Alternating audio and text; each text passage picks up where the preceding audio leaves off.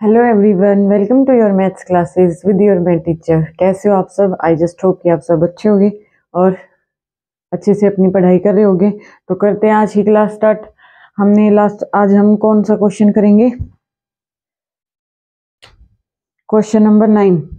Last class में हमने question number 8 कर लिया था, आज हम करेंगे क्वेश्चन नंबर 9। ओके, हम ये एक्सरसाइज 1.1 का ही सॉल्व करें अभी। क्वेश्चन नंबर 9 स्टेटमेंट क्या है? Show that each of the relation are in the set A is equal to x belongs to integer. Okay, integer बताया था मैंने आपको। सच दैट की जो x की वैल्यू है 0 से 12 के बीच में, और हमें रिलेशन कैसे डिफाइन है कि r is equal to a comma b such that a minus b का मोड है वो क्या होना चाहिए? मल्टीपल होना चाहिए। वो किसका? 4 का मल्टीपल होना चाहिए 4 का। इसका मतलब क्या? हमें x की वैल्यू 0 से 12 तक लेनी है। तो इसका मतलब जो हमारी x की वैल्यू है वो कहाँ से कहाँ तक होगी? 0 1 2 3। 0 इसलिए कंसिडर किया क्योंकि जो ये लेस देन इक्वल टू का साइन है, इसमें इक्वालिटी का भी साइन है। ये वाला साइन अगर साथ में तो हम उसको इंक्लूड करते हैं, अदरवाइज नहीं करते। तो 0 1 2 3 4 5 6 7 अप टू सोन कहाँ तक आ जाएंगे? 12 तक। ये हमारी x की वैल्यूज हो गई। अब हमें क्या करना है कि a minus B is multiple of 4।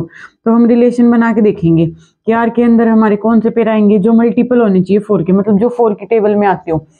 ऐसे हमें a और b सिलेक्ट करनी है कि अगर हम उनको सब्ट्रैक्ट करें तो वो क्या आए? 4 की टेबल में आए। तो सबसे पहले हम 0 से स्टार्ट करेंगे। 0 से स्टार्ट करेंगे तो हम 0 के साथ क्या लिखेंगे?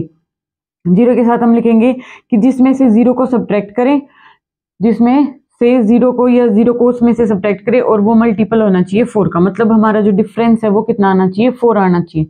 डिफरेंस कितना आना चाहिए? 4 आना चाहिए। तो इसलिए हम 0 में से 4 को अगर माइनस करेंगे या 4 में से 0 को माइनस करें, दोनों ही केस में क्या होगा? हमारा डिफरेंस 4 आएगा। इनका कम है क्या?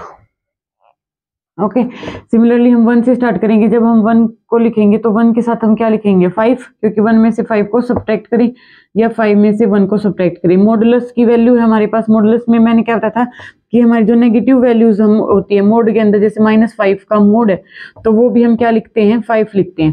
तो इसलिए इससे कोई फर्क नहीं पड़ेगा। 1 और मतलब 5 में से अगर 1 माइनस करें, जैसे यहाँ पे हम क्या करेंगे? 0 माइनस 4, a माइनस बी लिखना है हमें, और यहाँ हम लिखेंगे क्या? 4 माइनस 0, 4 माइनस 0। तो यहाँ -4 का मोड आएगा वो भी 4 के इक्वल हो जाएगा, और यहाँ पे 4 का मोड आ जाएगा वो भी 4 के ही इक्वल हो जाएगा। ओके, तो इसलिए 0 4 और 4 0 हम दोनों पेयर को कंसीडर करेंगे, क्योंकि ये भी मल्टीपल ऑफ 4 है, ये भी मल्टीपल ऑफ 4 ही है दोनों। ओके, 1 5, उसके बाद 2।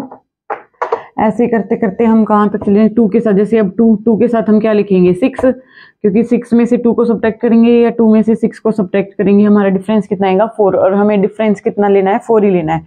तो ऐसे करते करते फिर हम 3 का लिखेंगे। 3 के साथ क्या जाएगा? 3 के साथ जिसमें हमें क्या करना है? डिफरेंस 4 लेना। तो इसके 3 के साथ क्या जाएगा? 7, या 7 के साथ क्या जाएगा? 3। ओके, इस तरह से हमें पेयर बनाते हुए चलना है। अब हम सबसे पहली कंडीशन रिफ्लेक्सिव चेक करते हैं। रिफ्लेक्सिव के लिए हमें क्या होना चाहिए कि हमारा जब हम b की जगह पे a इनपुट करें वो भी हमारे रिलेशन को सेटिस्फाई करना चाहिए। तो a माइनस बी का मोड जब हम लिखेंगे, a माइनस बी का मोड, यहाँ पे हम क्या करते हैं? b की जगह पे a पुट करेंगे तो a माइनस a यानी कि 0 का मोड। तो 0 क्या होता है? मल्टीपल ऑफ 4 होता है। ये 4 की टेबल में 0 आता है, मतलब 0 is multiple of every number. तो इसलिए 0 हमारे पास आ गया। तो इसका मतलब ये रिलेशन क्या बन गया? रिफ्लेक्सिव।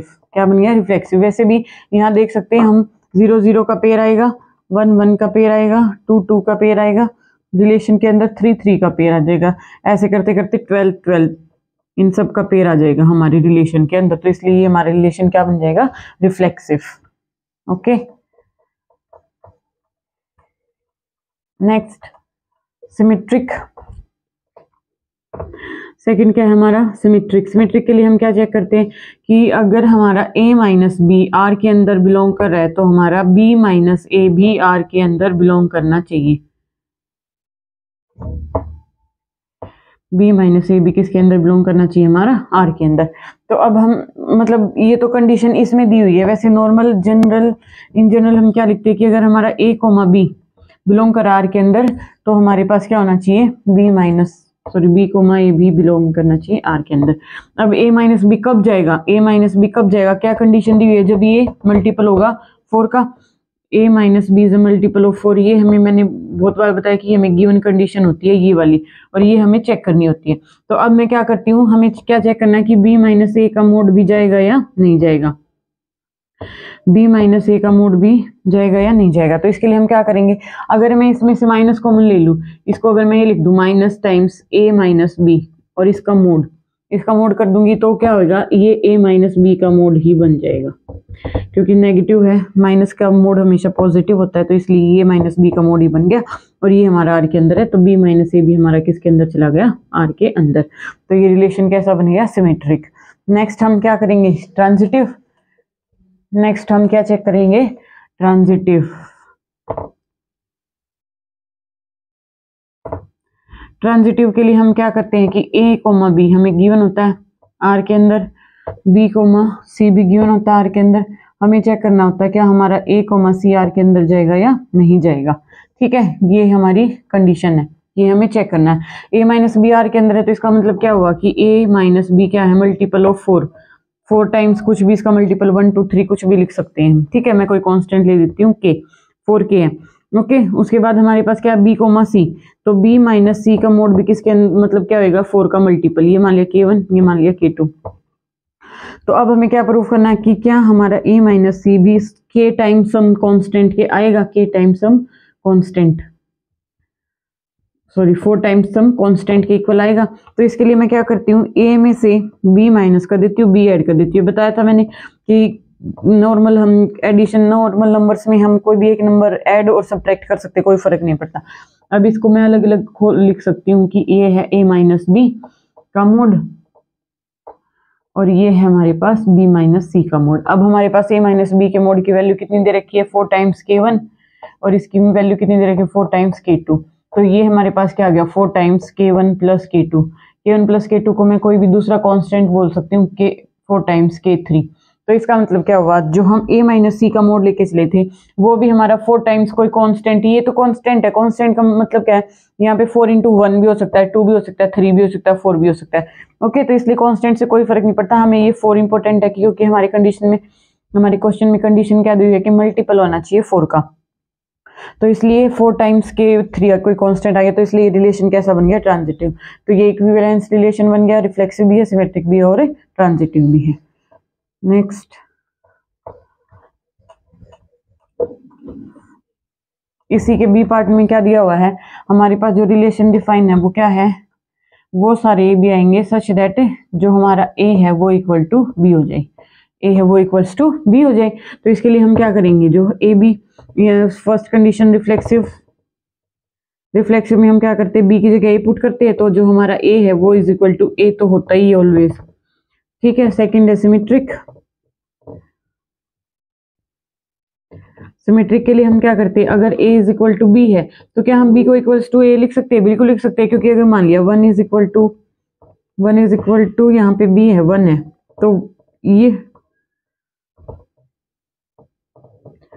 a अगर b के इक्वल है तो हमारा जो b है वो भी a के ही इक्वल होएगा, क्योंकि उल्टा सीधा नंबर्स में कोई फर्क नहीं पड़ता।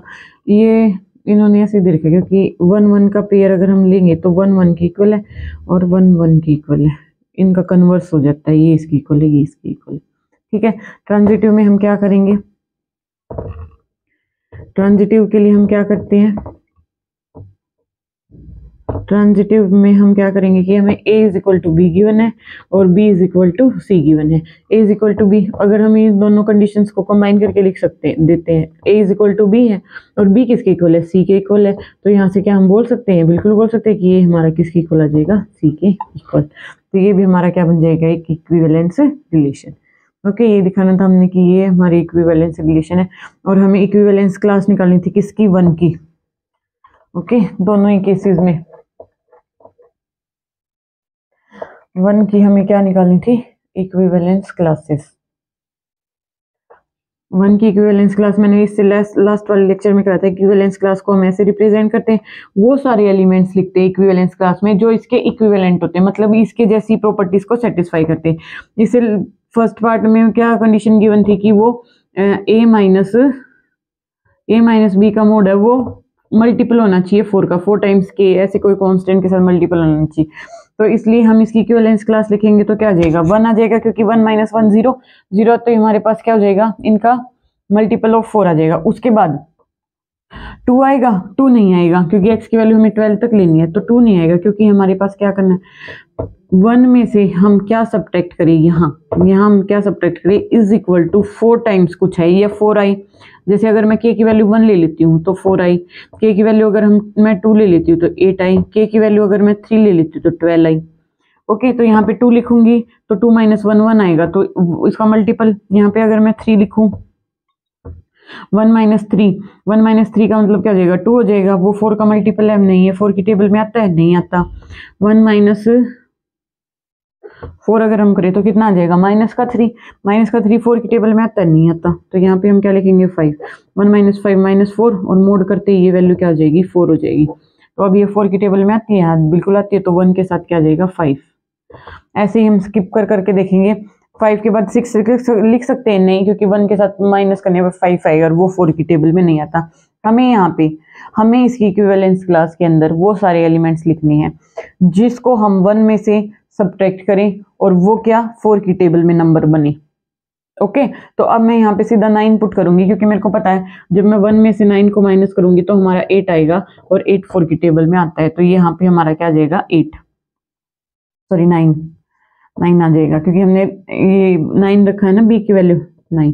ठीक है, उसके बाद 10 रख सकते हैं, नहीं रख सकते, 11 12 के बाद हमें जाना ही नहीं है। अगर इसके आगे होता तो हम 13 रखते, क्योंकि जब हम 1 में से 13 को माइनस करते हैं तो हमारे पास कितना आता है, 12 आता है, जो कि 4 की टेबल में आ जाता है। तो इसलिए 1 की इक्विवेलेंस क्लास बनेगी सिर्फ 1 5 और 9।